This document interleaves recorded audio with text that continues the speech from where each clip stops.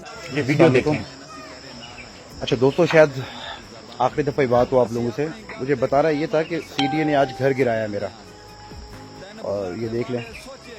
और ये घर गिराया। एक प्राइवेट टीचर है जिसका घर सीडीए ने गिरा दिया, और भी पता नहीं कितने लोगों के घर गिराए हैं।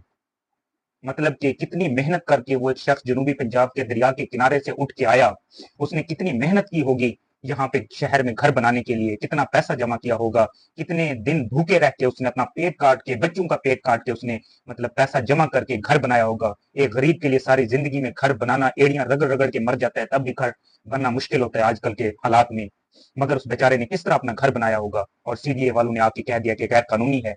जिस वक्त ये घर यहाँ पे बनाया जा रहा था, उस वक्त जिसने इसकी अप्रूवल दी थी, जिसने यहाँ पे गैस और बिजली का कनेक्शन दिया, जिसने दीगर सहूलियात दी, क्या उनको फांसी पे लटकाया गया? क्या उनसे पूछ पूछ की गई? क्या उनको सजा दी गई कि तुमने ये अप्रूवल क्यों दिया था? असल तो मुजरिम वो हैं जिन्होंने इन्हें अप्रूवल दिया था यहाँ घर बनाने का। इन्हें क्या पता था कि कल को कोई हुकूमत आएगी, कोई दीगर अफसर आएंगे, वो कहेंगे ये गैर कानूनी है। जिन्होंने कानूनी से डिक्लेयर किया था उन्हें फांसी पे लटकाओ पहले, फिर इन गरीबों के घर गिराओ। इस बेचारे का क्या कसूर है कि जिसने एक अप्रूव की हुई सोसाइटी में, एक अप्रूव शुदा जगह पे घर बनाया, वहां पे बिजली का कनेक्शन मिला, गैस मिली, दीगर सहूलियात मिली। अगर ये गैर कानूनी था तो यहाँ पे बिजली का कनेक्शन, गैस और दीगर सहूलियात क्यों दी गई? कौन पूछे इनसे? मगर कोई पूछने वाला नहीं है।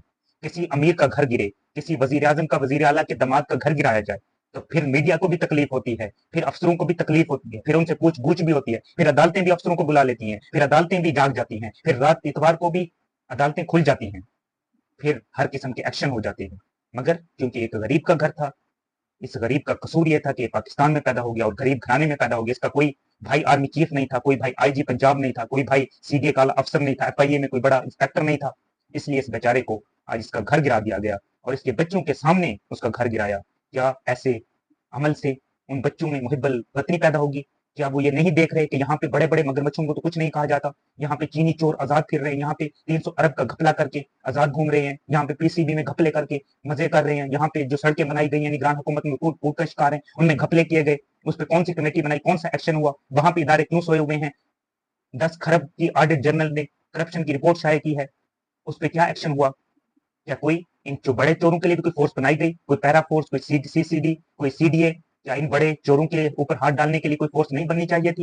या चीनी चोरों को पकड़ने के लिए फोर्स नहीं बननी चाहिए थी? या पीसीबी में जो घपले हुए हैं उसके लिए फोर्स नहीं बननी चाहिए थी?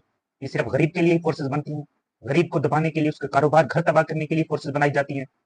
किसी मगरमच्छ को पकड़ें, उसके कारोबार पे हाथ डालें, उसके घर को गिराएं, फिर हम जानेंगे, फिर हम सल्यूट करेंगे कि वाकई हमारी हुकूमत ने, हमारे इदारों ने बड़ा जबरदस्त काम किया है। मगर एक गरीब का घर उजाड़ देना,